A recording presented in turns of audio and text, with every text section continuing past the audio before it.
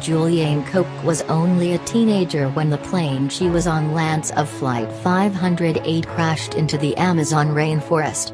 The crash took place on Christmas Eve 1971. The plane was struck by lightning and broke apart mid-air. Koch fell from the plane still trapped to her seat and survived. The unbelievable fall with only a broken collarbone and a gash in her arm. She was the lone survivor of the crash. But surviving the plane crash was only the start of her journey. From there, Koch had to survive 11 days alone in one of the harshest places on the planet, the Amazon rainforest. HIROO survived. He was part of a Norwegian anti-Nazi resistance team during a trip across Norwegian waters. His boat was attacked by German soldiers. Everyone died except him. He dove into the icy waters wearing only one boot. He swam through the waters pursued by the Nazis and was somehow able to make it to the shore, where two Norwegian girls offered him temporary help.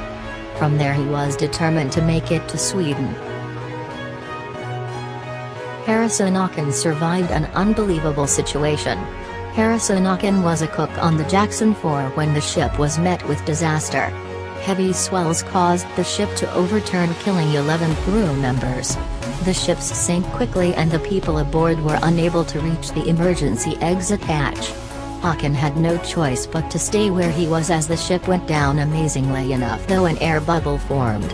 The bubble was about 4 square feet and it allowed Aken to breathe as the ship sank further into the sea. Aken stayed in the sun.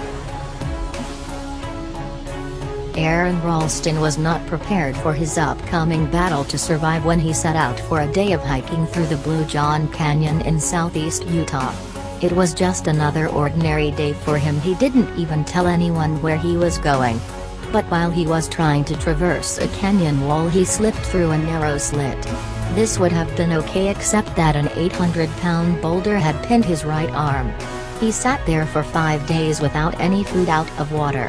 He lost the hope of being found, so he did the only thing he could do to survive. He amputated his own arm with his pocket knife. From there he managed to make it out of the canyon, flagged down. Onoda was an Imperial Japanese Army intelligence officer who refused to surrender at the end of World War II in 1945. Onoda held out in the mountains in the Philippines where he hid. People tried to tell him that the war was over, but he wouldn't believe anyone. He thought it was the Allied forces trying to trick him. Onoda refused to come down from the mountain.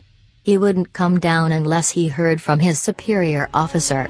So how long did Onoda hold out for? 29 years. Onoda lived in the mountain for 29 years before his former commander finally relieved him of his duty. His former commander flew from Japan and released Onoda by order of the Emperor in 1974.